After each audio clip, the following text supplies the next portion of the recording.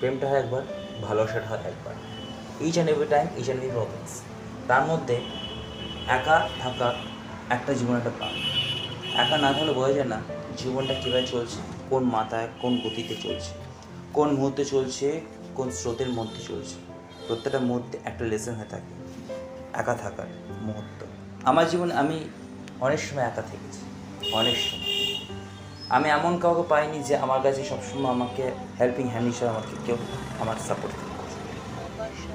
আমি যাকে চেয়েছি নিজে, যাকে চেয়েছি আমার আপন, সে আমার দূরে সরে গেছে, আমাকে একা ছেড়ে। ঠিক তার মাঝখানে তার মধ্যে থেকে একজনই খুঁজে পেয়েছি, বুঝাবে যে আমার কাছে সব কিছু, আমার চাওয়া পাওয়া সব কিছুর মধ্যে